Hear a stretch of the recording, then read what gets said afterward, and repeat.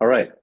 Uh, First and foremost, thank you all for coming to the Decentralized Economy and Regulation Blockchain and Crypto conversation. I'm your host, Stephen Ladden. I'm the writer and producer of Lights Camera Crypto podcast for Decentral Media and writer for Decentral Media, which is a Web3 media company that really tells the stories of founders and artists, the who behind the tech rather than the tech itself. We have a really awesome lineup of panelists, and we're really excited to speak with them and engage in a thorough conversation about blockchain and crypto and the status of where we are today. And to that end, I'll go ahead and share with you the panelists. Many of them you know who they are prior to this chat, but we'll give more specifics. We have Yuri Borisov, who's the partner at DNA Partners, the founder of CryptoMap. He's a legal expert and professor of NFTs and blockchain law, an author of books and multiple articles on legal aspects of blockchain, with over a decade of experience in digital law and a track record of high-profile deals in the crypto space. We have also with us Ken DeCross. He's the co-founder and CEO of Wire Network. Ken's a blockchain expert and innovator and has been since 2013. And he's a leading figure in developing advanced blockchain infrastructure for the AI agent economy, with expertise spanning blockchain architecture, AI integration, and decentralized finance. We also have Vincent Carl Jacobson, Deputy Head of International Relations at the Central Bank of San Marino. Vincent is an expert on fintech regulation with legal backgrounds. We also have Magnus Jonas, the Vice President of Regulatory Affairs at European Web3 Organization. Magnus has a great experience of all areas of Web3, from tax and legal to fraud and forensic investigations, smart contract reviews, crypto accounting, tokenomics, and architecture of projects. Also with us is Elizaveta Lubatuva. She's the digital regulation advisor at DNA Partners and CryptoMap. And Elizaveta is a digital regulation advisor and English law specialist with extensive experience in crypto regulation. She helps crypto businesses stay up to date with the evolving regulation and helps traditional businesses to enter the Web3 space. Last but not least, Faisal Mehraban. He's the co-founder and CEO of Entangle. Faisal is an expert in blockchain and fintech innovation, and Entangle infrastructure enables developers to create customized data pathways for on-chain and off-chain data, facilitating communication between smart contracts across any network. So with that, we've got our robust panel here, and let's dive in. So to start, blockchain technology, as we all know, everyone here on this panel knows, and our audience members know, that the technology is truly disruptive. And starting with transformations in the financial sector and now moving beyond it, the decentralized economy and crypto markets are expanding rapidly. We've all observed Bitcoin's recent surge, with its market capitalization now reaching 1.8 trillion. What role should governments play as decentralization advances? Should they step aside and allow it to evolve independently, or should they regulate and control its development? Yuri, I'd like to give you the floor to start with an introduction. Thank you, Stephen. It's a really interesting and difficult question. And I will try to answer it not only as a lawyer, but also as someone with an academic background in philosophy and PhD in cultural studies.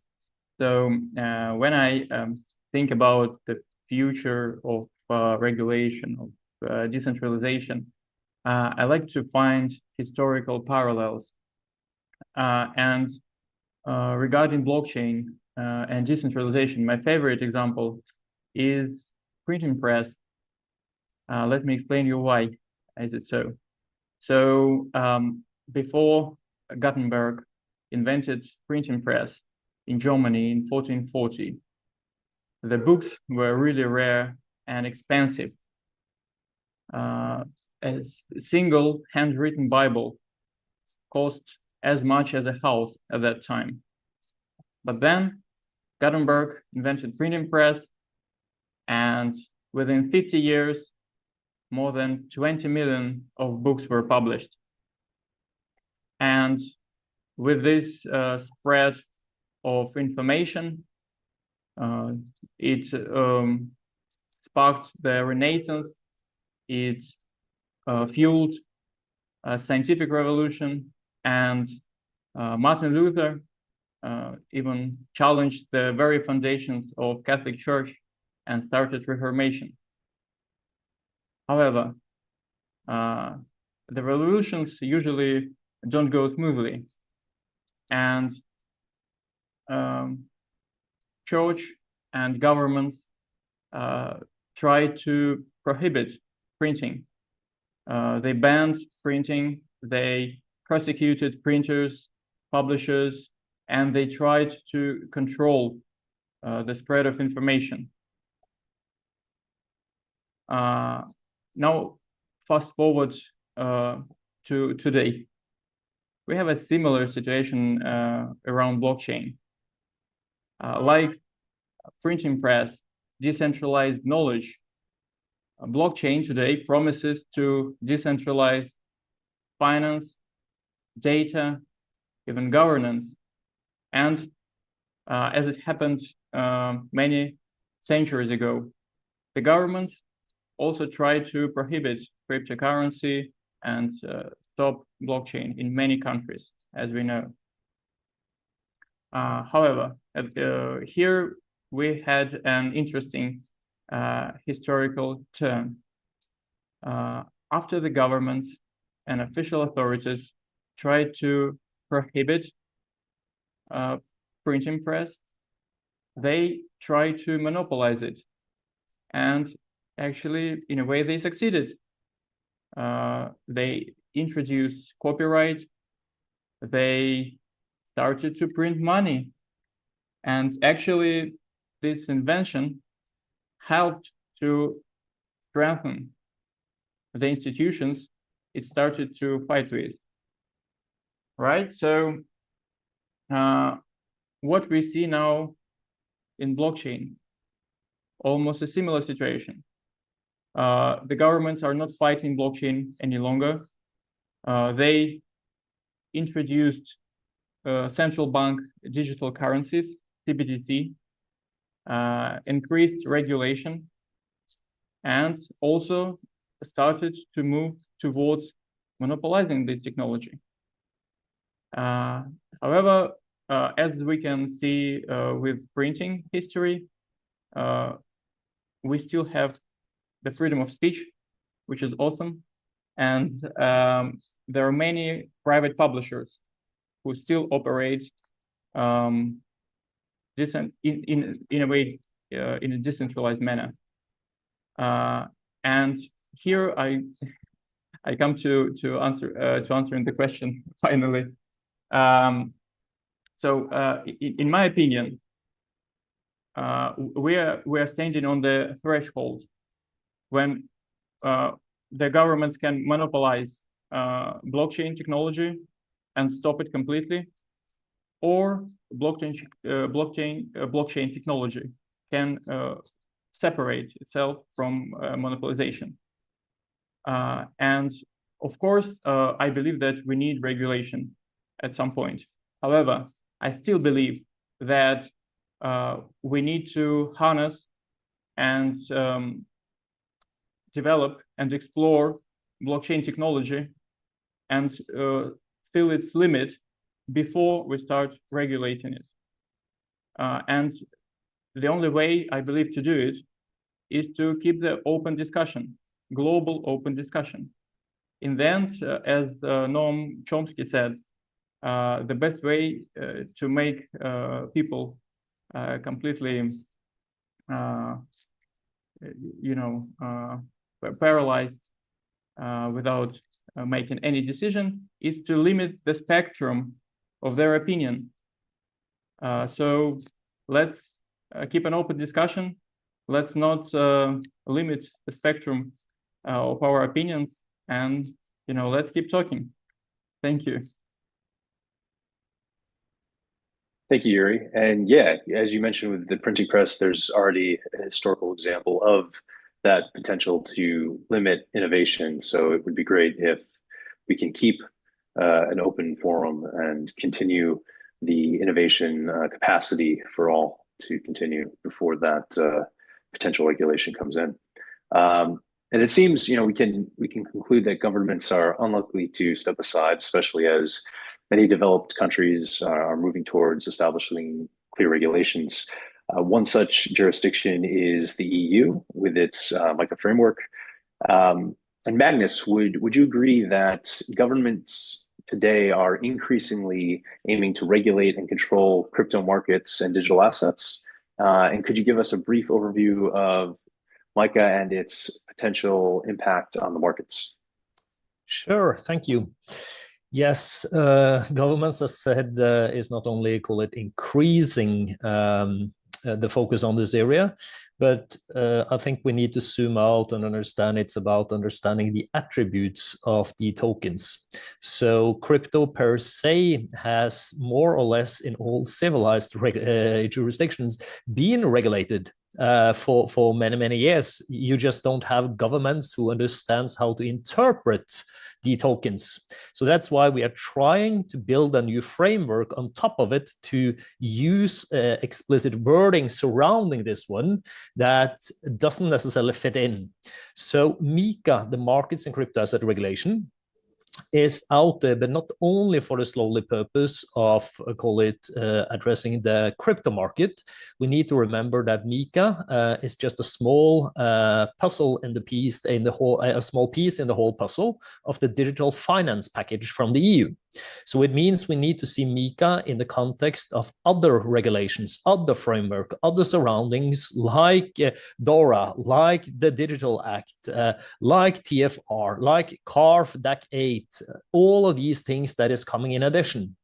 So when it comes to MiCA, that has come into place because governments saw in 2017 on the last hype when Bitcoin was in 20,000 that they needed to protect, call it the stupid consumers out there. So they were not buying highly volatile instruments.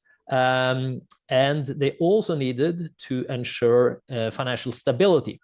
So i.e. ensure that not a private issuer coming in and taking over a national currency. But on the third pillar, they're also saying that they want to drive innovation. And I'll get back to all of these points because it's not necessarily that we will get the whole package of that one from MiCA. So when it comes to MiCA, I would say that it is going to strengthen the industry. It's going to grow the industry in general. And that is because the industry in general is lacking something now, which is trust in general. And the TradFi parties, like the banks and traditional financial institutions, they can add that to the market. And having said that, if these parties are to go in there, well, they will never do it before a regulation is in place, because you will never find a head of legal or a compliance officer at the bank or a TradFi who will say, yeah, we'll do it, but I'm not quite sure. So that's what everyone is waiting for. Everyone is literally waiting for MiCA. But on the other side, is everyone ready for MiCA? And from working hands-on with this market, from the smallest actors to the largest banks and TradFi actors, and including drawing up strategies and working close together with banks and central banks and also governments, I can assure you that they are not, because governments in general are not ready for it also. So it's a wider thing we need to look into here in terms of seeing how fast will this adopt or not. It will not hit like when we will have it in place fully on the 30th of December. It will not hit overnight, but we will see a slowly growth of a maturity level where we will move in. But on the other side, we also have the startups and the DeFi actors, the decentralized finance actors. And they will literally be killed by MiCA, i.e. MiCA will kill innovation for these actors.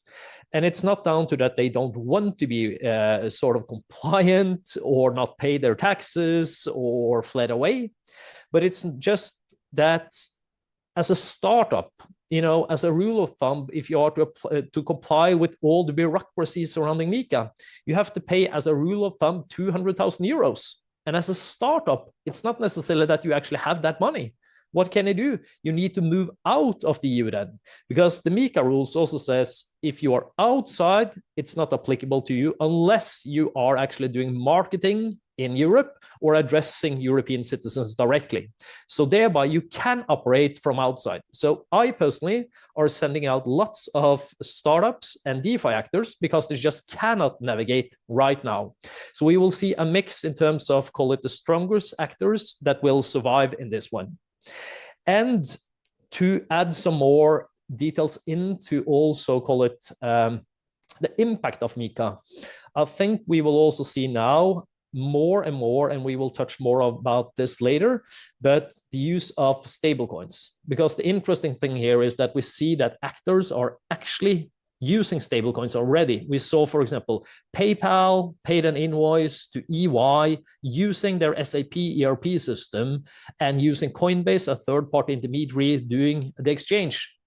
And that was integrated into their existing ERP system. And when we get these solutions, we will see more and more use of stablecoins. But the interesting part here is rather that the EU has said, and they have understood, oh, we need to set some kind of regulation and threshold surrounding this one. We don't want any private party to take over the function of the European Central Bank. So they have said we cannot calculate interests on a privately issued stablecoin. So even though we have parties like Circle, who is in there now with their euro as well as their USDC, on the other side, we see the largest, call it, vendor of stablecoins in the world, Tether. They are not planning to register in the EU, but they are addressing markets in the UAE and other places. So I think we need to also lift this one, and it would be interesting to discuss this one further from, call it, a geopolitical landscape to see the picture and impacts of MiCA. So just to round it up, MiCA will drive, call it, the market for the big players. The smaller, they will have challenges, clearly. And also we should take into concern that MiCA is not a framework with 4 corners and everything is written in stone. It's a framework that is in large part is outdated even before it comes into part. And already now we are talking about having MiCA 2.0, where we will cover everything that starts with the D of DeFis and DAOs and dApps, including also NFTs that we will touch upon later. So MiCA will be a continuously evolving thing, and not something that is written in stone. So I think we all should take that into concern. It's, call it, a good start of whatever the best thing we could do, but the best thing we could do is not necessarily the best fit for all parties in this industry. And that is what we also need to wake up and understand to see the totality of the pros and cons of what it will deliver. Thank you, Magnus. Yeah, and it seems that, as you mentioned, MiCA is this ever-evolving framework and is more of a, as you mentioned, a template rather than a golden rule or a standard of how things should be. It's more of an iterative process that can pave the way for constant innovation around regulation rather than the stamp, and which lends itself to be kind of complicated. It seems that many businesses complying with MiCA thus would be not that easy. And with that as a backdrop, Elisaveta, with your extensive experience in global crypto regulation, helping companies navigate jurisdictions, documentation, and licensing, what major trends do you observe? Which countries are advancing towards supporting crypto markets? And could you share some tips for navigating this rapidly changing regulatory landscape? Steven, thank you for your question. I would say we have 2 major trends now. One of them is stablecoin regulation. Stablecoins are widely used nowadays for any number of purposes, including business operations. But why do we see a trend here? European Union's markets and crypto assets regulation, MiCA, which partially came into effect in June 2024, is a trendsetter in the area. Despite the fact that it comes into effect only now in 2024, it was one of the first legal acts that proposed stablecoin regulation. We also have United Arab Emirates, which introduced in August 2024 their specialized stablecoin act, the payment token services regulation.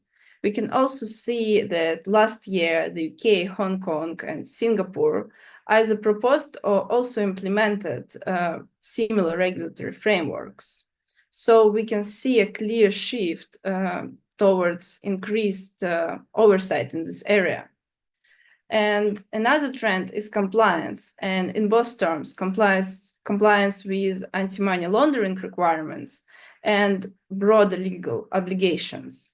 Looking at the fallout of major crypto exchanges like FTX and Binance, we can see that now crypto companies tend to pay serious attention to the legal aspects of their operations by obtaining licenses and implementing governance frameworks to mitigate certain risks. But how we navigate this evolving crypto regulation? I believe that it will be easier to demonstrate it to you than just explain. Let me show it on our online platform, how we stay up to date with all regulatory changes. So on the screen, you can see the current position of all countries, and countries in green are those who are positive on crypto. We also have countries in yellow. They have some restrictions in their regulation. For example, we have Qatar. Qatar introduced regulation in September 2024, and it permits in general crypto activities, but for example, their stablecoins are prohibited. We also have countries who ban crypto completely, and they're in red on our map. And we also have countries in gray. These are those who haven't introduced any approach to crypto regulation. And you will tell me now, okay, this is how countries regulate crypto, but how do we navigate these regulatory trends? Let's say you want to establish, you want to start a crypto business and you want to establish a decentralized autonomous organization, a DAO. From the map, we can see three things. Most countries don't regulate it at all. General crypto opponents ban it, and only a few countries introduced specialized DAO legislation. But how to choose the best jurisdiction for establishing one? I would say let's click on Best Match for Your Business button. It is designed to assist businesses with this exact challenge. We are not going to try it now, but I just want to show you as an example that if you answer 6 questions, you will get a list of jurisdictions that aligns with your business purposes. And if we take DAO as an example, we can see that we have 4 jurisdictions, and one of them is United Arab Emirates. Last year, Abu Dhabi Global Market Financial Free Zone in the UAE introduced first DAO regulation in the country. And last month, another free zone, Digital Assets Oasis, also introduced DAO regulation that allows you to create different types of DAOs. So United Arab Emirates is now a pioneer in the DAO regulation. And if you want to establish one, I would say you should check it out. But what can we see from this DAO example? Firstly, we can see that regulation is just emerging, despite the fact that DAOs appeared in 2016. But we also know that it took almost a decade for first crypto laws to appear after Satoshi Nakamoto's Bitcoin white paper. So I would say that the industry is developing at its own pace, and I think that it's likely that we will see DAOs to evolve in the next few years. Stephen, I hope this answers your question, how we implement and navigate these trends and regulation in crypto space. Thank you, Elizabeth. It absolutely does. And before giving you a quick response, I just want to let our audience members know I've seen a few questions come through in our chat.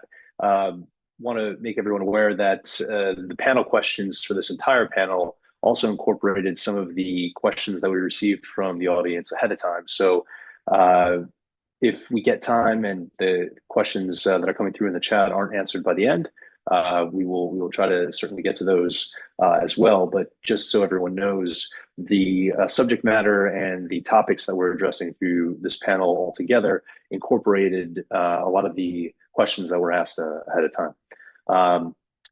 Back to your response, Elizabeth. It seems that selecting the appropriate country for operations is indeed a strategic decision.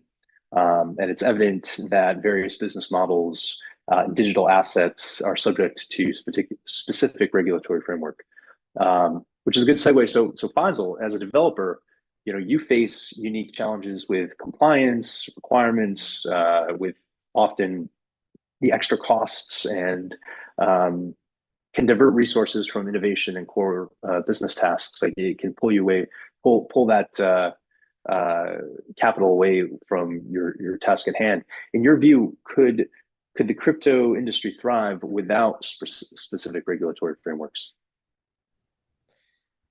Yeah, Stephen. Hi. So I'm not predominantly so much a developer. I'm the founder of a interoperability tech company that primarily focusing on building a highway between every single blockchain. So we're connecting siloed ecosystems.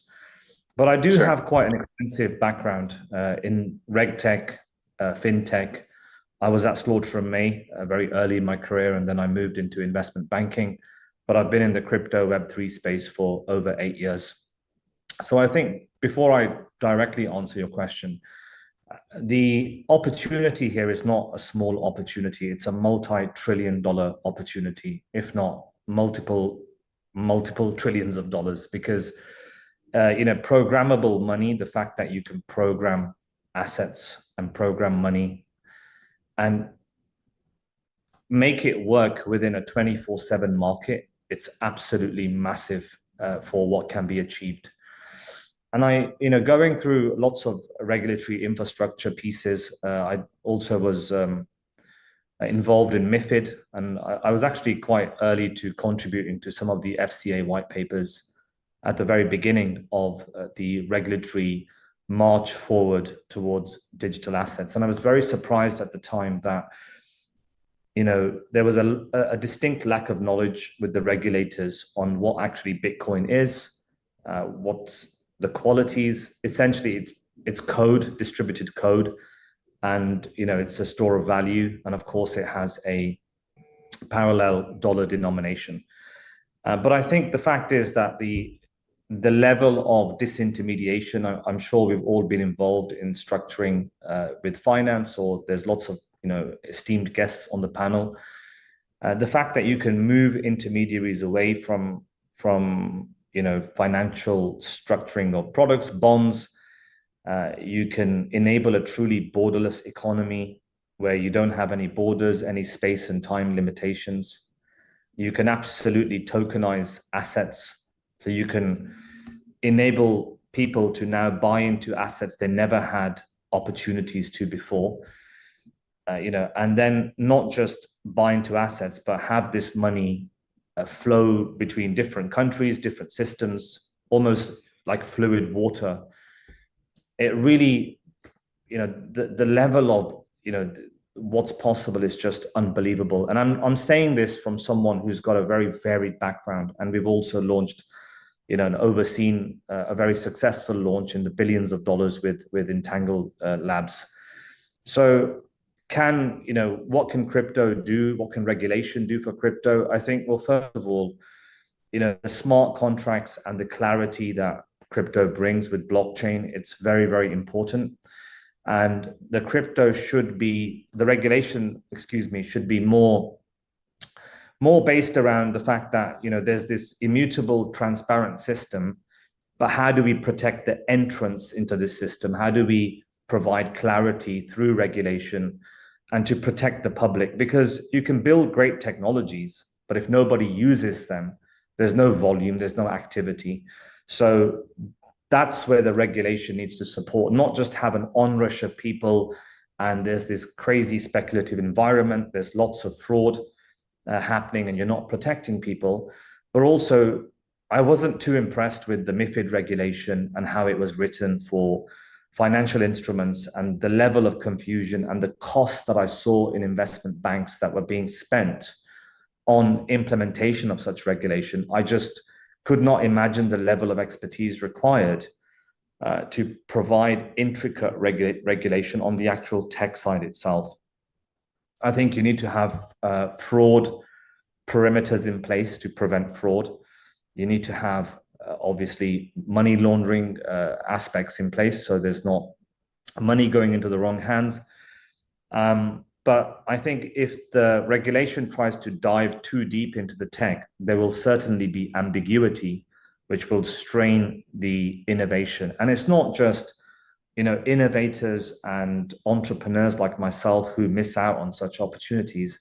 It's also governments, it's also huge companies, it's also massive investment banks that won't survive, they won't evolve. On crypto, you can very easily deposit some collateral and take out a position against your collateral, essentially a money market, a lending and borrowing protocol, almost instantaneously. And at Entangle, we're building this enabling this type of innovation to occur across every blockchain. So it feels like the internet, essentially. So we're very intimate with all the levels of decentralization, all the levels of all the different types of smart contracts. And given that my previous background for many years, I do think that there's a very fine balance here. But the catalyst of regulation can be clarity, the acceptance of this, and the adoption of this, because it's very beneficial to governments itself. Can it survive? If we over-regulate the space, you're not letting the innovation do the talking. If you under-regulate it and you don't have any entrance protections where people are protected from entering the space without getting defrauded, for example, and certain regulations around money laundering are very important. So I think light steps, light touches are very important. Without trying to delve into technologies which are extremely complicated and have the inherent protectionary mechanisms within the design of smart contracts, immutability and transparency to actually become quite self-regulating. So I hope that answers your question. It absolutely does. Thank you, Faisal. And it also highlights throughout everything you're saying the importance of getting people to see the having regulation be around the availability of people's products, people's tech being able to come forth and get eyeballs on it versus just regulating the tech itself. There's a huge, to your point, if people don't know what is out there, if they don't know a product or tools available, then what good does it do for anyone? So thank you. Just very briefly, Stephen. I mean, if you look at the level of inefficiencies within TradFi systems and how money is trapped, how it's not reused, how it can't be programmed into a 24/7 market. If governments around the globe truly adopt, the possibilities and encourage it within a framework, you could cure many world issues with the money that can be saved and made from a technology such as blockchain and smart contracts. So we're very much looking forward to keep on pushing those objectives. And I'm hoping that over time, we do get massive regulatory support, government support, entity support across the board to support initiatives like Entangle Labs and all of our fellow counterparts that are legitimately innovating in the space. Brilliant. Thank you, Faisal. To keep things moving, Vincent, for you, well, blockchain technology facilitates decentralized assets. It also supports centralized ones, such as we mentioned, the central bank digital currencies, so-called, CBDCs. Where would you position CBDCs on the spectrum between centralization and decentralization? Well, thank you very much for the question, Stephen. So let me start by saying CBDC certainly is not a cryptocurrency. And maybe let me explain first what CBDC even is. And then we can see where we can position it on this dichotomy between centralization and decentralization. So, without going back too far, we need to think for a moment about what money is. And there are very, very different ways to think about money. And if you look at it historically, it becomes rather complex. So let's for a moment think about commercial bank money and central bank money. So suppose you take a £10 banknote, you have it in your hand, you go to your bank and you deposit it there. So your banknote goes to the bank and it's in your deposit account, but obviously the bank does not, put the banknote anywhere. It's just a claim that you have against your commercial bank, and you could go potentially back there and, get your £10 back in cash format. So that's basically commercial bank money, your claim on the central bank, and that's obviously already digital. You can do all sorts of things with that. You can send it around, you can pledge it, and so on. Now, the banknote itself is what we call central bank money, and that's a claim on the central bank itself. And at the moment, the only form of central bank money which is available to the public is cash.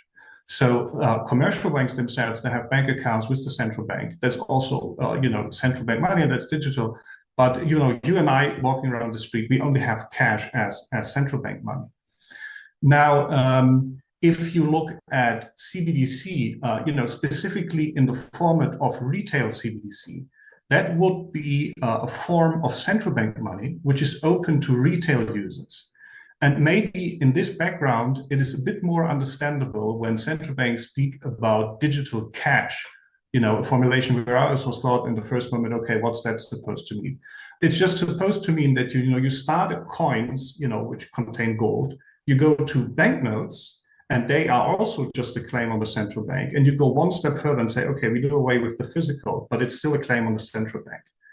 And then, we can do all sorts of things with that central bank money in the context of Web3. So this is about, retail CBDC. Obviously, there's also wholesale CBDC, very interesting applications there for cross-border payments, for FX transactions, and so on. But, if we think about centralization and decentralization, let's speak about retail CBDC for a moment. And, CBDC does not equal CBDC. There are many jurisdictions around the world. Not every central bank is working on a pilot or doing research, but many are. And, there are many jurisdictions, many regulation, different policy choices. So CBDC does not equal, CBDC. But, one way you could look at it, and this is how many people look at it, is, okay, let's look at the ecosystem around a CBDC. And you can broadly divide this into one-tier system and two-tier systems. So in a one-tier system, you would have a central bank which administers the CBDC, and basically, to keep it short, does everything. So they need to do AML, they need to do KYC, they need to do everything, which goes with having any retail service. So to put it bluntly, your wallet is not working. You would literally call the central bank and say, hey, my wallet is not working. What's going on? And this is one way how to do it. I think many, certainly not all, but many central banks are favoring what is called a two-tier system. And in a two-tier system, you have the central bank itself, on one side, and then you have so-called intermediaries on the other side.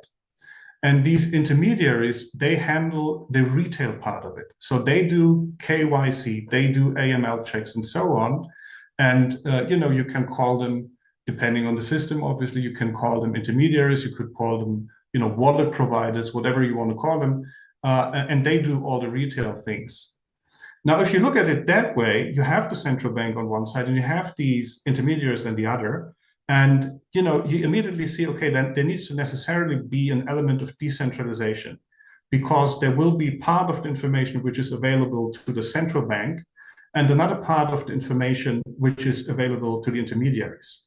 For example, any intermediary would need to know, okay, this person, keeps that amount of CBDC in his or her account here. And, they would need to keep track of that, while the central bank on the other side would possibly need to keep track of how much CBDC is kept by an intermediary. So, depending on the system, and this is a policy choice, a very complex policy choice. But there are system designs where the central bank knows, okay, this intermediary holds that amount of currency, but they don't know who it belongs to. And this depends on jurisdiction a lot. So you do have there an element of decentralization, but since we're talking about crypto here, and you have blockchain and so forth, and many other very exciting technologies, I would say it's fair to say that this is in no way can be described as a system like crypto, where you have a fully self-regulated system, or hopefully self-regulated system.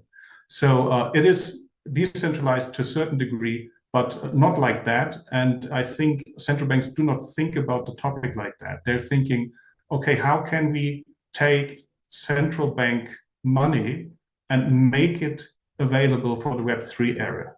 And if that's possible with some degree of centralization or decentralization, that's fine. But there's no thinking about, okay, decentralization is inherently positive, so we need to go in that. So I think it's just a different way of thinking about it. Thank you, Vincent. Very interesting. So it's almost the bank doesn't necessarily care as long as the money is coming in and it's making either their system of operation easier or it's helping provide better returns, whether that's coming from a decentralized mechanism or centralized. It's really not the point. Makes a lot of sense. Ken, you're at the intersection of two frontier technologies, AI and blockchain. How do you think these technologies complement each other, and where do you see their combined future heading? Yeah, Stephen, thank you for that question. I actually think we need to reframe it. I don't think that these are two technologies anymore. I think that they are becoming that symbiotic that they have to be looked as one, especially from a decentralized AI standpoint. Simply because if we just let AI accelerate and flourish how it has been, you can't tell what's real in the world anymore. There is no validation, there is no verification, there is no identity system for these AIs. And I'm talking predominantly in the decentralized world, because that's where our infrastructure is laid. So you can't tell what's real anymore. You can't tell if a phone call from your mother or your family member is actually their voice. You can't tell if a video has actually been taken or created. You can't tell if a message, an SMS or anything like that is AI generated or not. So there needs to be an identity and validation system that's also extremely transparent, and only blockchain can provide that option. So that's where I say that it is one technology now, which is, if you don't have that verification system with AI at this point, I think that civilization just quickly collapses, just because of what the bad actor capabilities are now at that level, that one person can take down a government potentially. And so that has to be the forefront, is a clear identity system and data integrity, transparency, and trust. And it needs to be a decentralized system. If you asked where I think blockchain and AI are going, I think we're at the golden age. Like, we're hitting the golden age of innovation. I think it's going to be a golden age for humanity. And that's only if we give the AI the information that is required to have that golden age. And the way that you do that is you give it everything. People had a real hard time, like, as individuals, giving up their privacy and their data to social media companies. This is orders of magnitude more information going into these systems. And these systems right now are centralized. So we're talking about your entire life, your entire livelihood going into, Microsoft, the Chinese government, the US government. It's these types of systems that are just consuming this data. And so that's where the double-edged sword is, which is we can have the golden age in humanity, innovation, just problem solved that we couldn't even fathom being solved, from hunger to finance to medicine to everything. But it stair steps up, which means like the more data that you provide it, the better your output, right? And so it is, you want to give it everything. You need to give it everything. But when you give it everything, it opens up the door to a lot of bad outcomes. And the only way to have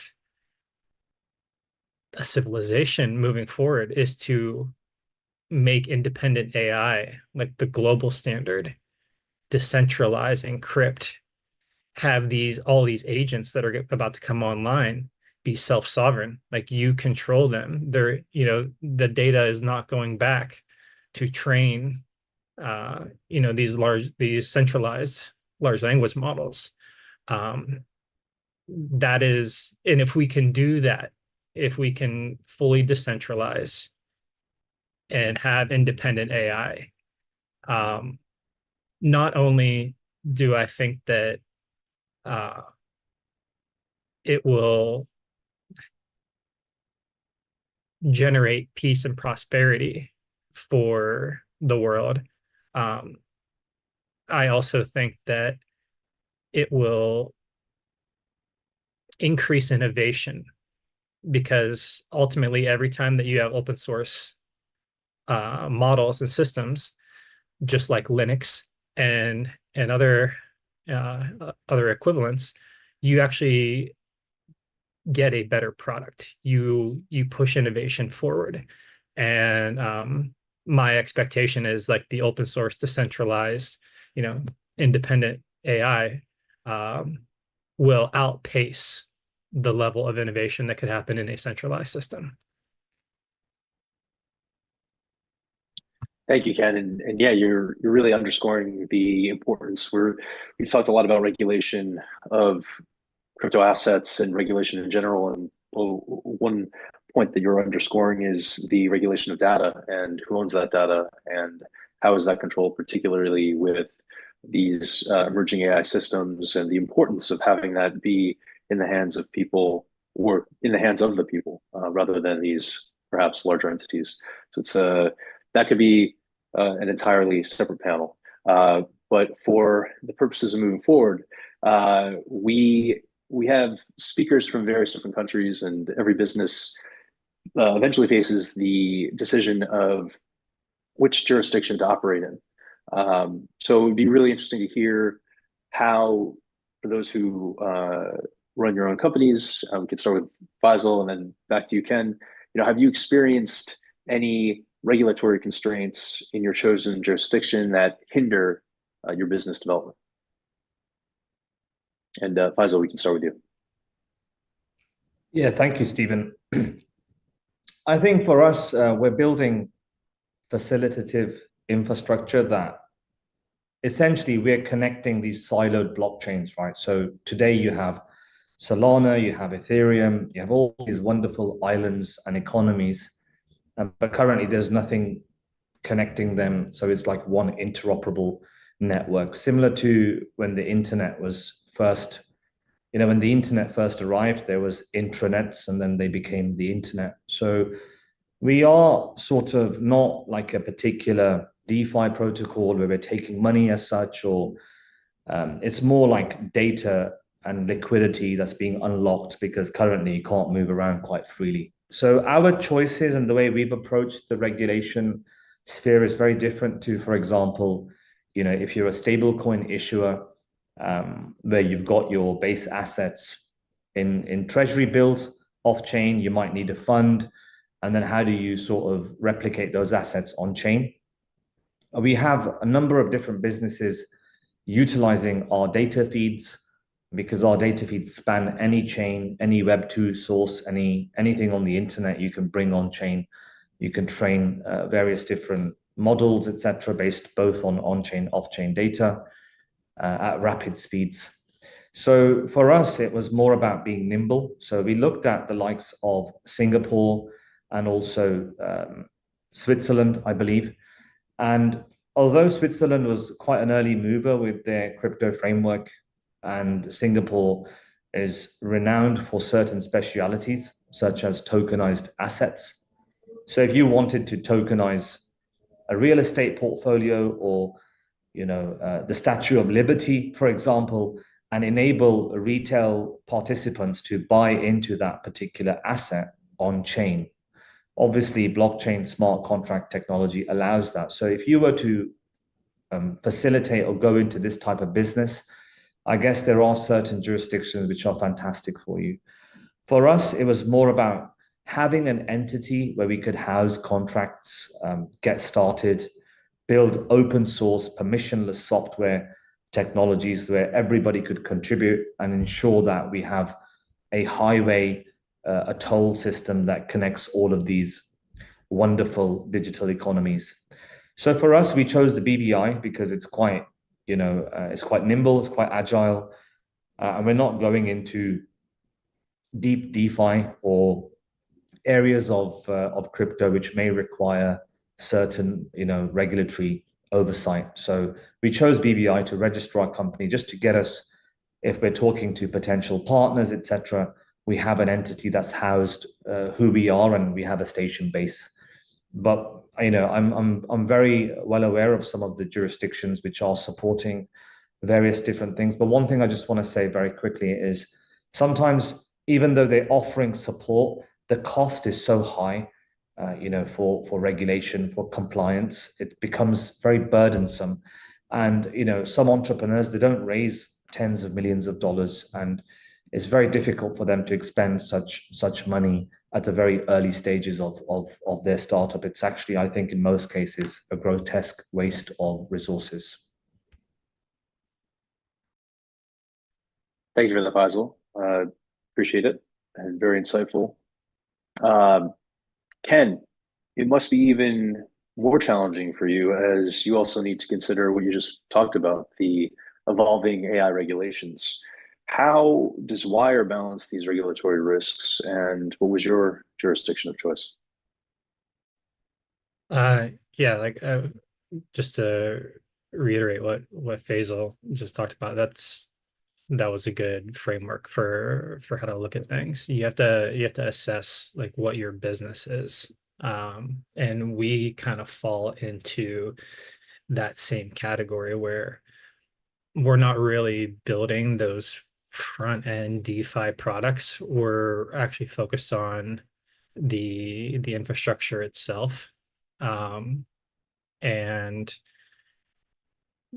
sourcing. Even those systems that we're building, open source, decentralized, that it just has different requirements for how to think about jurisdiction. So BVI is obviously a great choice, especially I guess I'm looking at it from the US standpoint, right? We went with Cayman, and you have to, it's a dance, because you have to think about, you have an operating company, potentially there's a foundation, potentially what's onshore, what's offshore.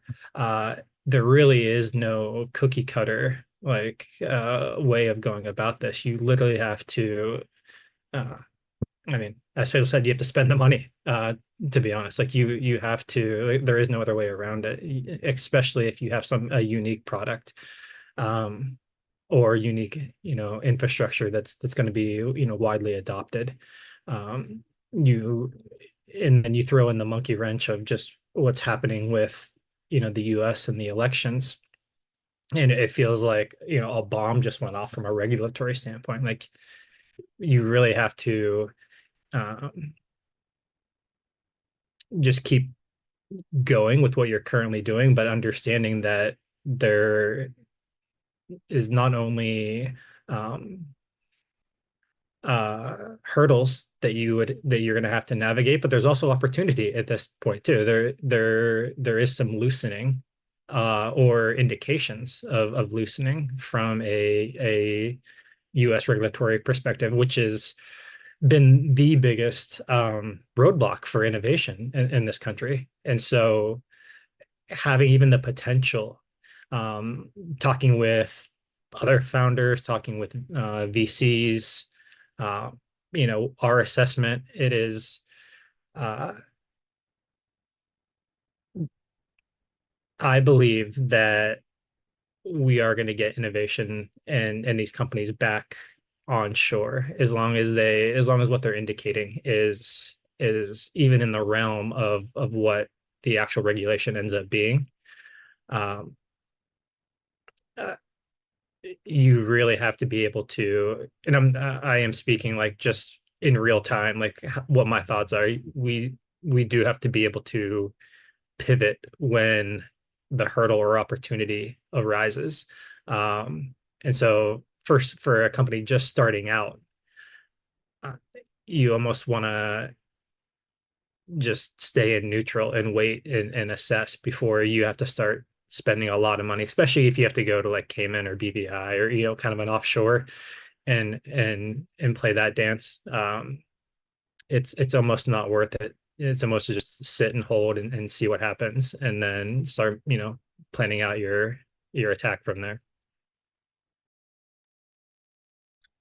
Thank you, Ken. Yeah, and again, underscore another point of, because of these constantly shifting regulations, it does put founders in the unique position of, before in a more just Web2 world, you could start a business, and I'm oversimplifying that obviously, but now with these almost daily switches in leadership or regulatory frameworks, it can make it, there's a whole other element to consider when launching something. So it's and running something successfully. Yeah, and I can tell you just to add on to that, like what my thought process was before. It was, I told my team, like, we're a US based company, and no matter how we juggle the offshore, onshore, like however we set up the company, my full expectation under the previous regime is we're going to take some punches. Like, it doesn't matter how you set it up. If you get to a certain point of success, no one goes through, like, it's a birth canal. Like, no one gets through unscathed. Like, everyone goes in and then comes out. Like, expect to have some scars and battle wounds if we're going to be successful. And we've seen that with the other big players in the space, whether it be XRP, you're getting MetaMask getting Wells notice, Coinbase. Like, we've all seen like the pound of flesh that everyone has to pay for or fight to not take out of them. And so that was my framework for for that previous, or if it was going to move forward, if that was the regulatory environment, it's like we just need to push forward and just expect that there is a price to pay. It's not going to jail, right? It's not those type of things, but it's, if you are a multi-billion-dollar company, you're going to get a 9-figure penalty that kind of wipes the book clean for you. And that just that was table stakes for entering, the blockchain industry, especially in the US. So now that's where I say, like, the what's happening now with the current administration, what they're signaling, that's a potential hurdle that may not be there anymore, which changes the calculus for everything. Ken, thank you for expanding on that. And to that end, Elizaveta, Ken just mentioned, more of the call it the, as he said, the financial table stakes to getting and running successfully a Web3 venture. Could you highlight perhaps one or two jurisdictions, not necessarily specifically financial, but one or two jurisdictions with favorable conditions for crypto businesses that might not be widely known? Of course, Stephen, I can, but as a true lawyer, I will say it depends. And it depends primarily on your type of business.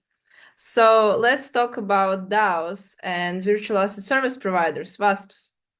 Remember, we talked about DAOs before, and we identified that there are only 4 jurisdictions with specialized DAO acts. So if you want to set up a DAO in a reputable but well-regulated jurisdiction, you will need to go to the USA. First, 4 states there allow DAOs to be incorporated as legal entities. However, if you want to go to an offshore jurisdiction for maybe reduced taxes, you should consider the Marshall Islands. Now talking about virtual asset service providers, or VASPs. If you're looking to establish a crypto exchange or provide custodial services, the decision becomes more complex. Many countries regulate virtual asset service providers, and there is no one right answer. It depends which markets you want to target, what your background is, what goals do you have. But I would say if you're looking for favorable licensing conditions, you should consider the British Virgin Islands. But if, for example, you want to be in epicenter of all crypto businesses, or most crypto businesses, you should look at countries like Singapore. But I will also say that, in my opinion, we have all-in-one solution, and it's the United Arab Emirates, with its free zones like Abu Dhabi Global Market or Dubai International Financial Center, or newly established digital assets oasis, which speaks for itself that it focuses on digital assets. I would say United Arab Emirates is the place that can allow you to open basically any crypto business that you want. Excellent. Thank you for that, Elizabeth.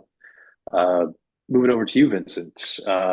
Regulators, especially in finance, have typically been skeptical of cryptocurrencies, often citing volatility and potential risks to financial stability if they were widely adopted. Do you foresee this skepticism changing over time, with regulators potentially becoming more open to integrating cryptocurrencies and digital assets within the traditional financial systems, or do you feel something else might become? Well, thank you, Stephen. And, let me start with the confirmation. I think there is some degree of skepticism, on the part of regulators.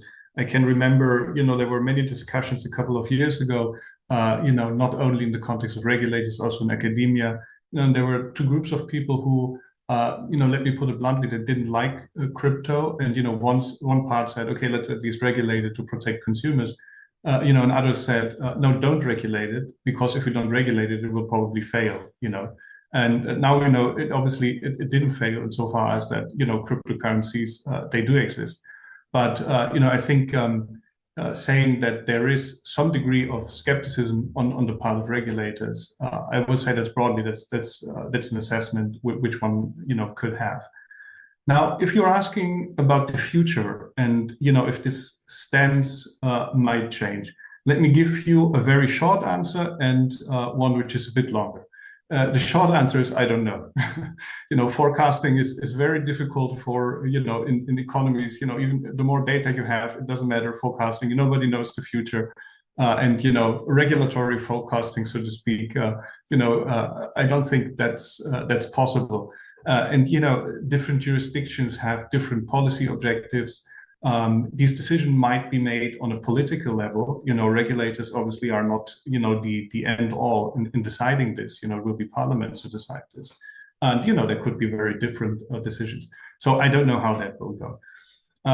What I could tell you a bit about, and I think what is good to reflect upon, are you could say the different philosophies of how people in the fintech sphere look at digital assets and cryptocurrencies on the one hand, and regulators on the other, to maybe understand a bit more, where maybe skepticism comes from and how this may develop.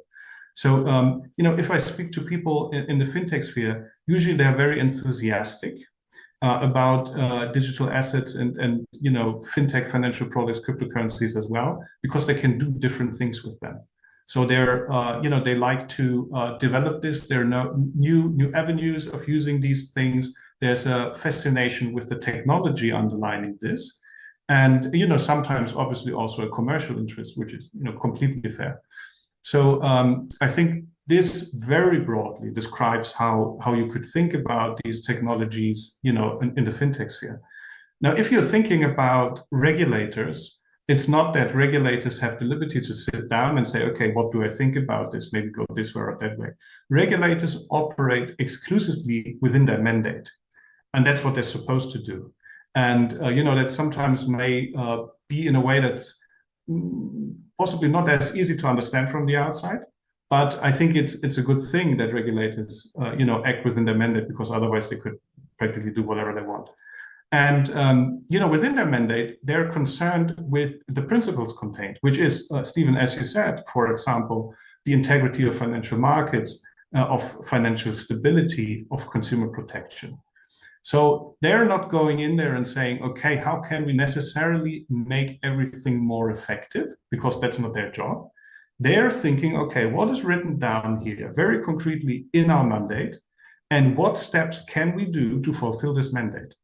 And then, then you can have a discussion about if the mandate is the right one, and how to get to, these objectives in the mandates. But this is a very different way of thinking about this. Now, that being said, that these are different ways to think about it, one commonality I see, maybe not necessarily on the hand of regulators, but certainly of some departments of central banks, is a fascination with the technology. So if we are going away from strictly cryptocurrencies and more in the digital asset area, I think there's this fascination is common. Blockchain is a very interesting technology, and things like smart contracts are incredibly fascinating and open up many venues for central banks as well. Just the programmability for AML checks. If you're thinking about cross-border payments, it's very interesting because currently how the system works with correspondent banking, you think it's easy to send money to another bank in another country, and then we go into details. It's not easy at all, and it's not effective. So there could much be done, and CBDC, but also things like tokenized deposits, which would be digital assets as well, could be very interesting.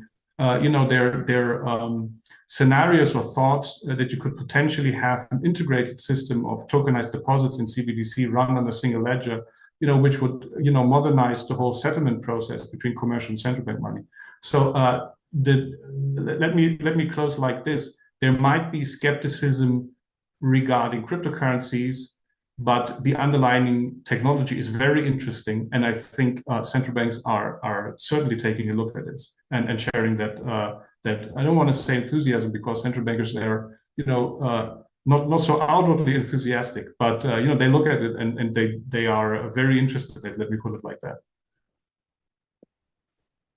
Appreciate it, Vincent. And it sounds like you're saying that the enthusiasm will come once they realize how the tech can make central banking, in this case, easier, or what can the tech, how can they see more use cases of it just being implemented and facilitating faster transactions, cross-borderless payments, et cetera, which could also be emblematic of other industries, and just other industries seeing use cases of how the tech is being implemented to facilitate faster speeds in whatever playground they exist in, and whatever benefit the tech adds, it might be helpful to see those use cases to really thread the to avoid skepticism, in a way.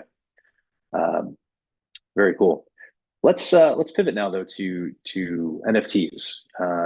Given that we're talking about regulation, we're talking about skepticism. There's a lot of surrounding narratives of NFTs that lately, well, over the past couple of years, get perhaps a negative connotation. But we've received several questions about NFTs as a tool. And maybe Yuri, how do you see the development of the NFT market, and how is it influencing regulation? Right. Thank you for this question, Stephen. It's a really near and dear issue to me because we launched the first ever open museum NFT collection, and my team and we've been advising NFT marketplace originality for several years now. So we've been monitoring all the trends around NFT in the recent years. And what we can see in the domain of NFTs, I would say I can name two trends. While everyone thought that NFT is dead already, it's actually started to grow and develop. And the first trend is that professional artists are moving into NFT, and we don't discuss NFT artists any longer. We discuss digital art in the form of NFT. And also there is a thing which is called digital art.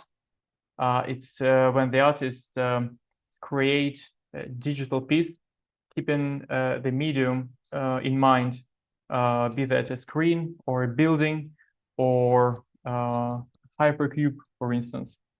And this form of art that combines virtual and physical objects might be actually the next big thing as a new art form of the 21st century. Who knows? But we can definitely see it's growing in 2024, and I'm sure it will be growing in 2025.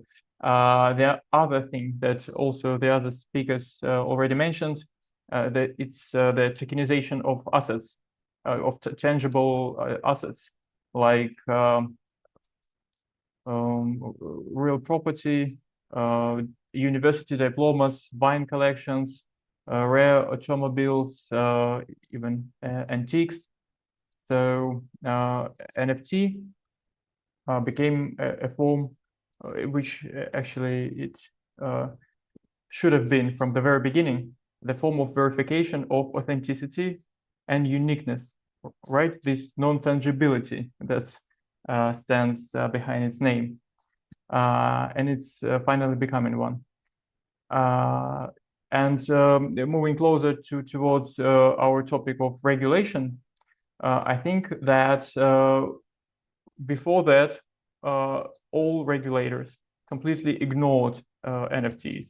And now different legal systems start to recognize NFT as digital property. For instance, the United States or the UK. And also several jurisdictions started to treat NFTs as a sort of digital container that is tethered to a real object, be that a real property, as I already mentioned, or IP rights or any other rights. So it's a property itself. It is also tethered to some representation of rights. And also it can be a security, for instance. And the new SEC investigation into OpenSea, the largest marketplace, I'm sure will show us the new borders, the new frontiers of security, of understanding of the security, at least in the United States legal system. So yes, NFT is actually growing, and I'm sure we'll hear more about it in 2025. Thank you, Yuri. Very fascinating. And actually, in terms of hearing more about it, Ken, from the decentralized AI perspective, what's your view on the NFT market? Yeah, I can speak on that quickly, but I think it's more so from like the DeFi perspective that's going to be meaningful. So I think that the smart agent, the on-chain agents that are coming online in blockchain, which is something like a developer can create, and it's going to do a task or service for you, and maybe that developer only wants its IP out or distributed to 1,000 instances. Well, it's going to look a lot like an NFT collection that allows people to, to whoever the top 1,000 people that bid on these things and get them are going to have that functionality. That's one way to look at it. But just more broader, like NFTs were started out as JPEGs, right? And that was like the lowest hanging fruit, in my opinion. So that's why it happened. Like the infrastructure there, the technology wasn't there. That's what you could do with it. And so,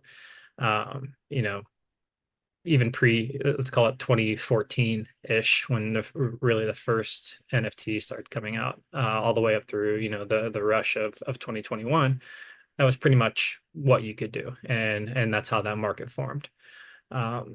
And now we're hearing, the term real world assets and all these other type of terms. It's because it shouldn't be called NFT. Like we should literally just be talking about digital assets that are all encompassing. And 5 years from now, that's how we're going to be talking about it. It's not going to be an NFT marketplace. It's going to be, a digital marketplace that has all types of assets in it. And I think if you look at it from a DeFi perspective, think about buying a house. Like imagine a house being purchased in decentralized finance. You have probably 20 documents that you're going to need to sign throughout the starting process all the way to like post closure. Those are all going to be on chain, and it's like, why would you do that? Well, what do you do with a home after you buy it? Like, you own it for 10 years, you have equity in it, the rates, the funding rates go up and down, you may want to refinance.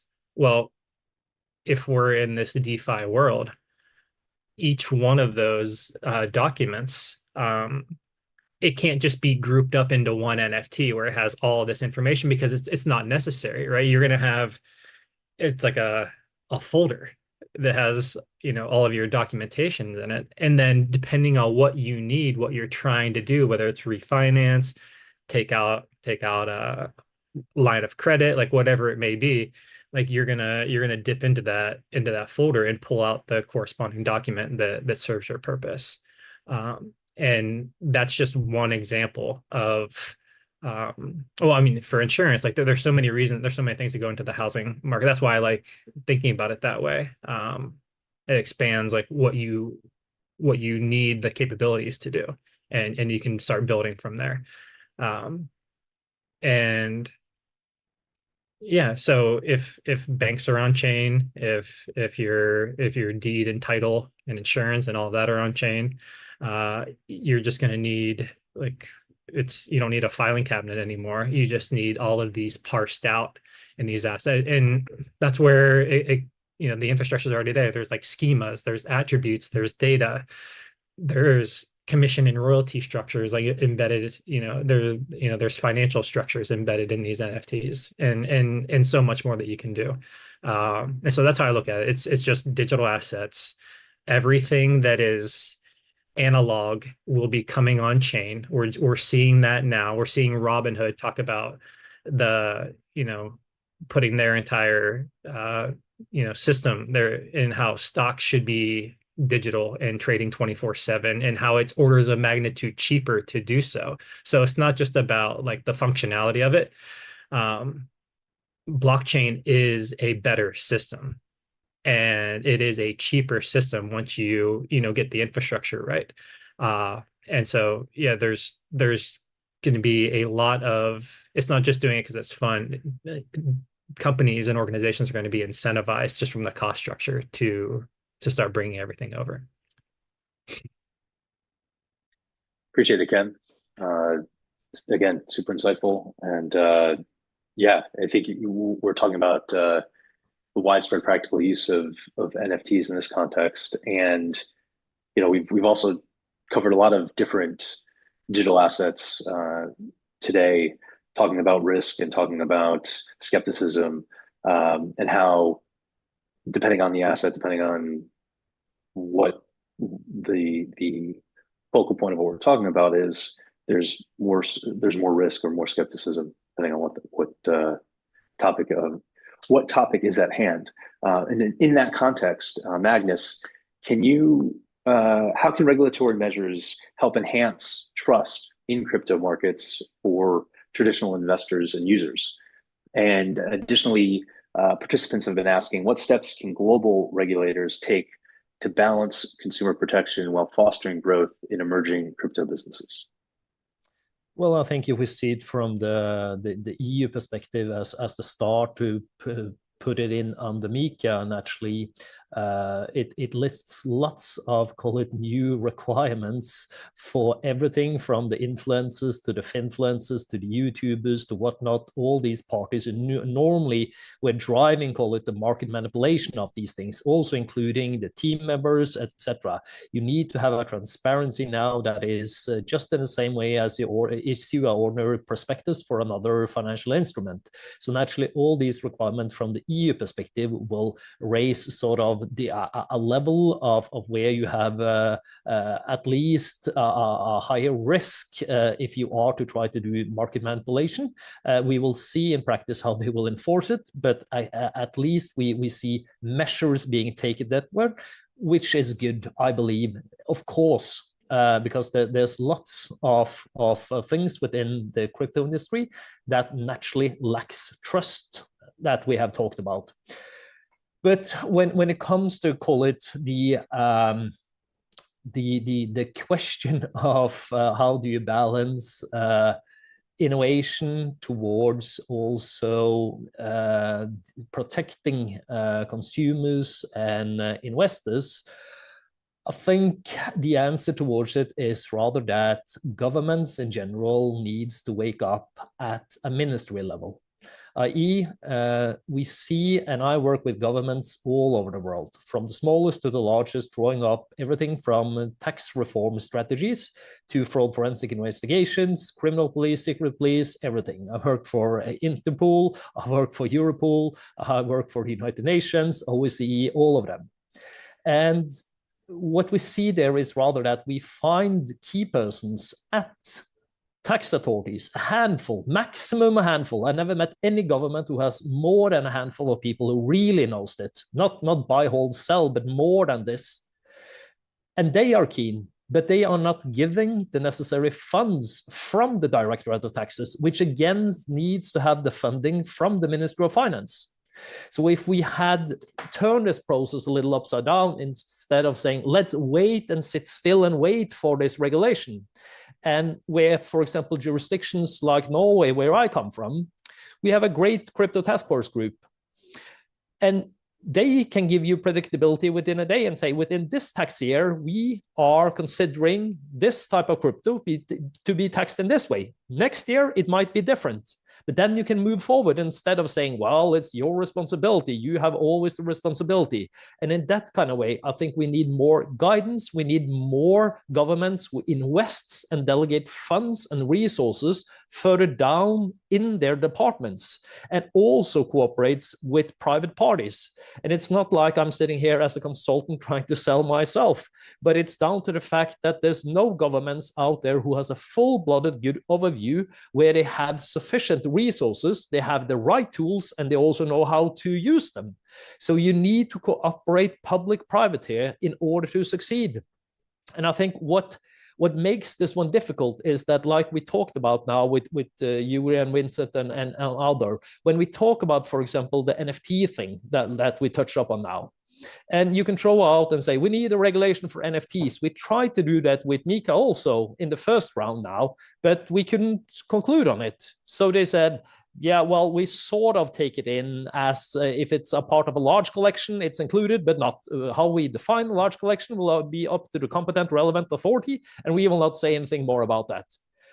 And what we actually are talking about, an NFT is not an NFT. You need to look into the attributes, and you need to also understand, when I am in Brussels talking to the politicians, and I'm saying, for many years, I was the Nordic blockchain and innovation lead at EY, Ernst & Young. I started their blockchain department in Norway in 2015. And so I'm almost been there for 10 years. And there, as one example at EY, we were using NFTs in Peronis, the beer manufacturer's supply chain, to track the process of it. And then politicians said, oh, that's the use case of blockchain. That's wholly great. Oh, isn't it? Well, I'm saying, well, no, it's actually the same smart contract as any other PFP NFT. It's exactly the same thing. It's a 721. What do you mean? What? No, we can also apply 1155. What? I don't understand. What do you mean? So if we ban this funny cartoon thing, then we also are banning Peroni? Oh, we cannot do that. Oh, we need to rethink it. So if you look into the things now where I think EU in itself will also fall down to another pit hole, is that they will try to regulate NFTs now, but they forget that it's not about 1155 or 721. It's so many others. Right now, for example, we have a fairly new standard called 404s, where you have to have coins. And in order to get the NFT, you have to put in a certain amount of coins into the smart contract. Lock up 10,000 coins, then you get your NFT. How do you classify that thing from a legal point of view, from a tax point of view? That's not fairly easy. You cannot just do it. And on the other side, think about Bitcoin ordinals. It's not NFTs, but it's a digital collectible that acts with the same attributes as an NFT. And just think about as a principles that I have been out in media with also, when we had all these ETFs coming up, the exchange traded funds, they are regulated to only deal with buying Bitcoins, right? Or ETH or whatever they are regulated with. But if I am selling them a Bitcoin ordinal and in their wallets, they will appear as just a Bitcoin, but it's actually sort of an NFT. Then suddenly they have an illegal asset in their book because it's another digital collectible that carries a separate value. The ETF would have to be shut down by the SEC to look into it. These kind of things you need to understand. And that's why I'm saying you as either a project owner issuing a token or as governments always need to look into the devil of the details of the attributes of a token.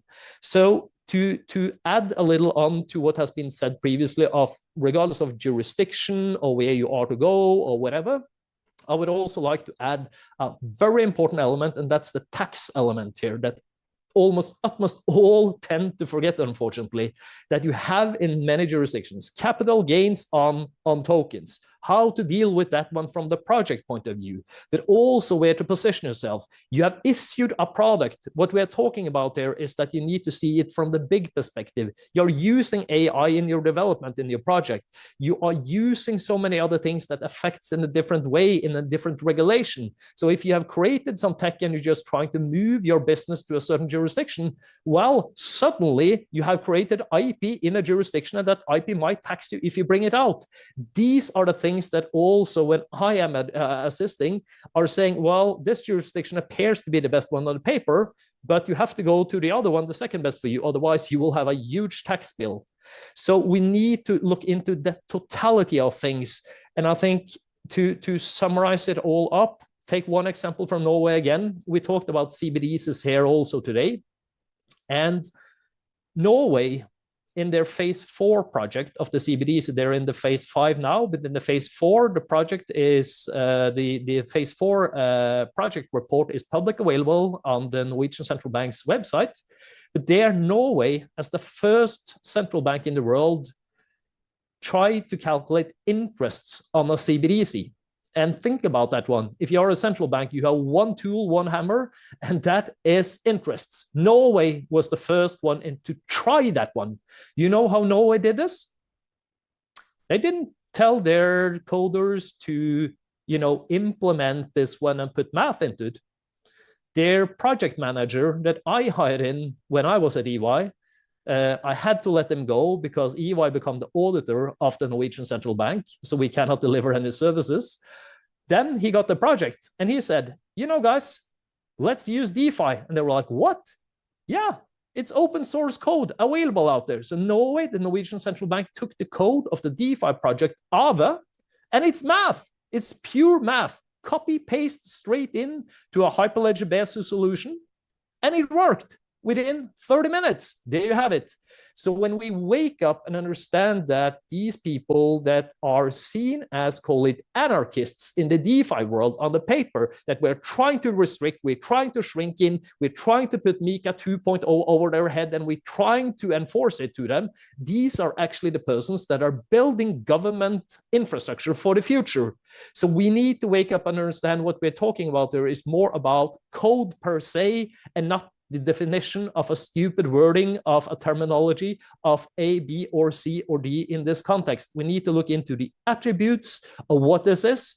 And if we manage to get governments to invest more time and resources in and cooperate, then I'm fully convinced that we can manage to navigate, but a fair, the worst sort of saying, based upon the experience I have, because we throw in too many terminologies that doesn't make sense in the picture because it's outdated before it even ends up on the table to a politician. Magnus, thank you for that comprehensive response. Excuse me. We are running almost at time, so we'll have one final question for all the speakers. And again, thank you in advance to this entire panel. This has been a fantastic chat, very insightful look, deeper dive into decentralization and the regulatory frameworks surrounding it. For the last question for everyone, should cryptocurrencies be regulated to ensure a secure economic landscape, or would oversight undermine the inherent self-regulating nature of decentralized systems? Elisabetta, let's go to you first. I believe regulation provides clear picture, and clear picture provides trust. Trust of investors and trust of society. So when there is trust, there is like a true space for development and innovation. So yes, Steven, I will vote for regulation. Thank you, Elisabetta. Ken, let's go over to you. Coming from the lawyer. No, I get it. Yeah, I'll keep it short. So, decentralization and blockchain offers regulation by code, by math, as Magnus just stated, which is inherently stronger. And as long as you set it up correctly, you're negating the opportunity for lobbyists and other people with agendas to reshape laws after they've been created. Just like we have, in the US, you have, the amendments to the Constitution, you have laws that change, that always ends up in overregulation or chaos where multiple, you're in bad standing and good standing at the same time, depending on how many laws are out there. And regulators usually miss the mark anyway, because their North Star isn't to protect, but it's to control. And so when that is your North Star, like it's, you're never going to be able to regulate properly. And more so, like there is regulation out there. I'm not saying that we have to be anarchists, but I think that the traditional, especially like the financial laws that are on the books already regarding fraud and other illegal activities, they're more than sufficient to deal with bad actors in this space, whether it's a new technology sector or not. Like, it's armed robbery and murder are already illegal activities. Like, what's the use of banning guns? Right. That's kind of how you have to look at it. It's like, you don't need to ban guns. Everything that you can do bad with a gun is already illegal, like at a higher level. And that's why I view like the financial laws that are on the books, like they do waterfall down into our industry, like, fraud, illegal activities, like those will all be punished and can be, even with something like blockchain technology. Thank you, Ken. Appreciate it. Yuri, your thoughts? Yeah, I wish I could have agreed with Ken. And I like the beautiful concept of code is law that was introduced by Larry Lessig. However, there is also a different part in law and regulation, which is called ethics. Things like justice, and the benefits of society. So in this regard, I would say that we still need some sort of human-made regulation, and basically the part that acts in the benefits of the most misfortunate, and regulations like preventing anti-money laundering, financing terrorism, that supports global economic sanctions. So these kind of things we cannot avoid.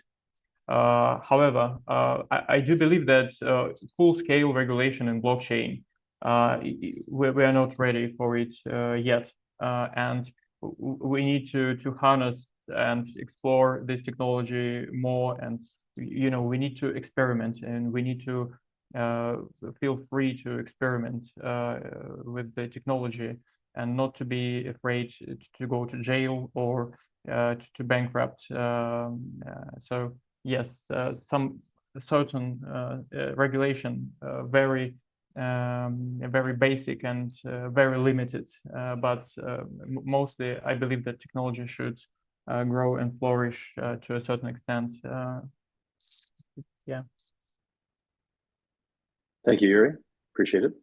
Faisal, over to you. Yeah, I'm sort of in between Yuri and also the colleague from Wire Network. So I think, look, from my perspective, the opportunity is absolutely massive. And if we over-regulate the space, we are running into a risk of curtailing huge developments. Not just in DeFi, that's just one example, but there's so many examples, even pharmacy of big pharma, sorry. I've got a few pharmacists in the family, that's why I mentioned pharmacy. But yeah, big pharma, when you have drug development, for example, there's so much red tape, so many ideas are being lost.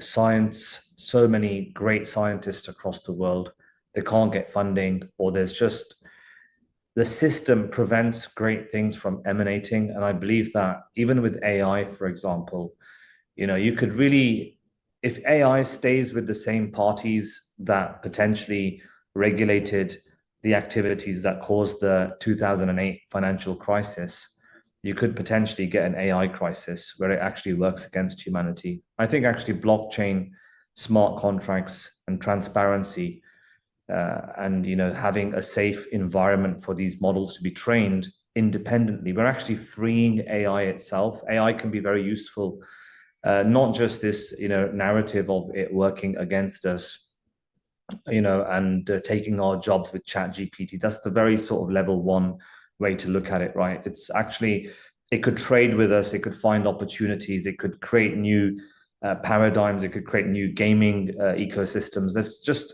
unlimited. It could help us find drugs quicker, cures quicker, reduce massive inefficiencies faster. But if we left it to me or someone else to do, there is always that aspect of greed kicking in, and centralized entities utilizing the frameworks to suit their goals.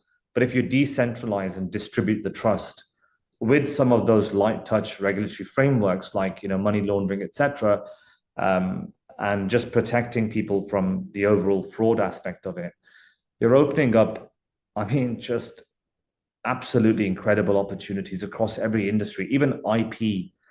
These NFTs that were discussed earlier, we're looking at sort of composability and creating these very interesting NFTs where you can hold rights and you can have shares within an early content creator who has an NFT, who doesn't have funding, has a great voice, or can sing fantastically well, can draw brilliantly, and people can get involved very early in that career and hold part of an NFT, have their own rights.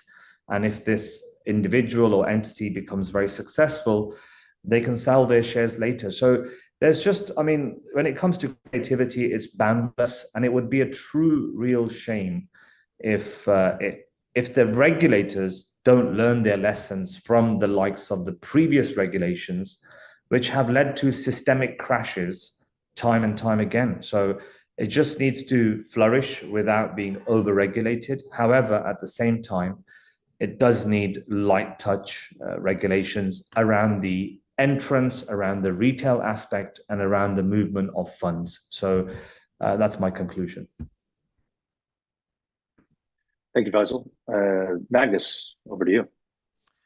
Yes, and to copy a little of what I said, I think in general that we in practice actually don't need that much more regulation. If there's one thing we have enough of in the world, it's regulations per se. We need people who can understand it, who can interpret it, and who can enforce it.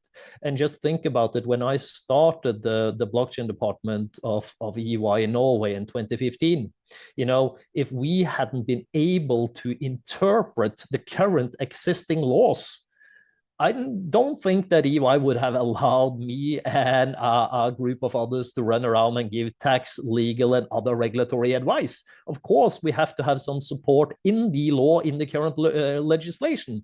So it means that, you know, a fraud is a fraud. And, you know, if you have an instrument that looks like a duck, quacks like a duck, whatever, then, well, it's a financial instrument. It's a security. We can put it in there. You can register. You have to go to the FSA. You have to do this. You have to do that. You have to pay VAT on it, or sales tax, or not, maybe, all depending on the attributes of the token.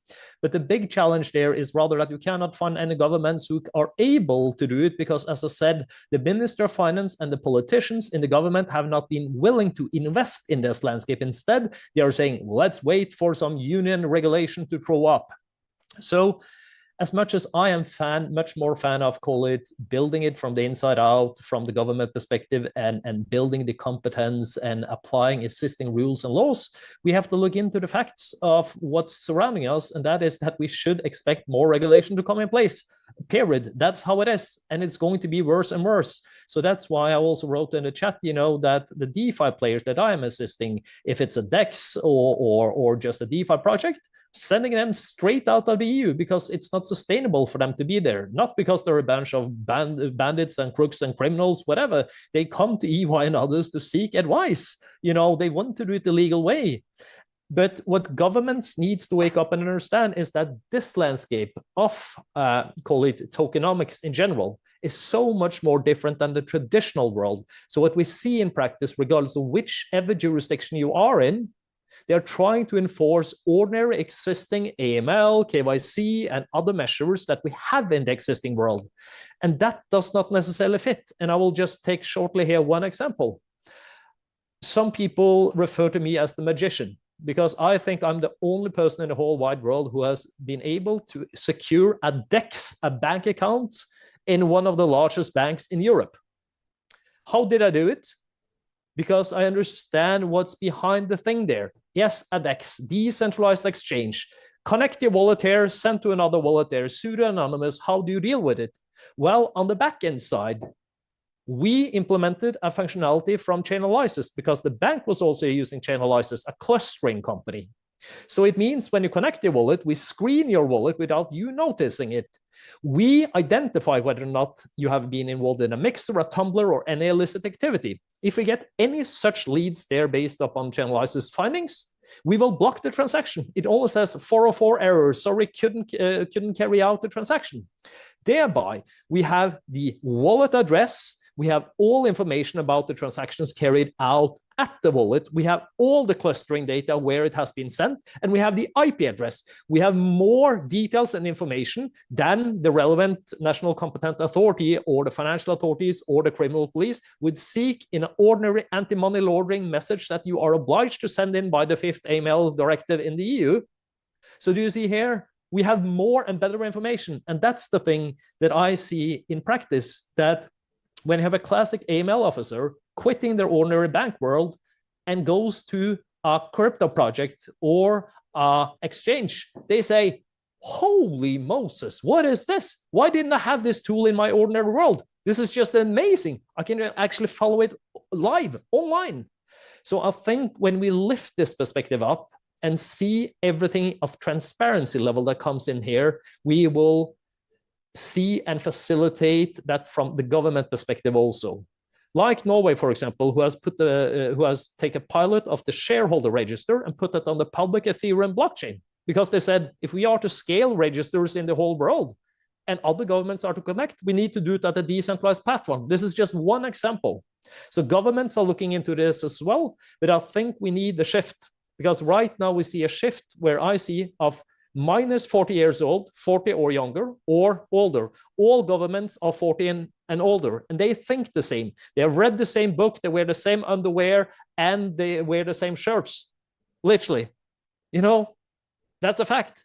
So they have the same mindset. And in that kind of way, we need to wait for this shift to come that will take at least 10 years before someone will wake up and understand sort of the positive experience that we can get out of it, also from a government perspective. So I'm just saying here, I'm not trying to be the party killer, but saying the realistic perspective that we should expect more regulation coming in, a lot more, but in more, say, 5 to 10 year perspective, I'm a little bit more positive to maybe be able to make also DeFi mechanisms surviving in this landscape. But remember your legal disclaimers and think smart if you are into the DeFi landscape, and be cautious. That's my last advice on that. Magnus, thank you very much for that. Vincent, your thoughts? Thank you, Steve. I think there are many good arguments for sound regulation.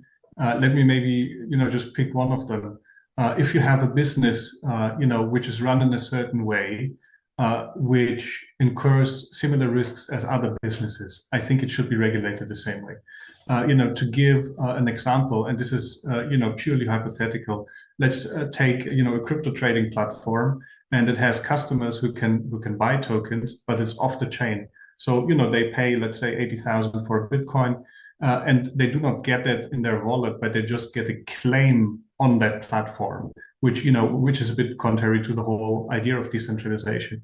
And let's again hypothetically think that this platform has 100 Bitcoin, but sells 1,000 because it knows, okay, some people will convert, others might not. And we can sell 100 Bitcoins 1,000 times. That's fractional reserve banking, basically. So if there's anything going on where it's the same business, I think that's a very good argument in favor of regulation.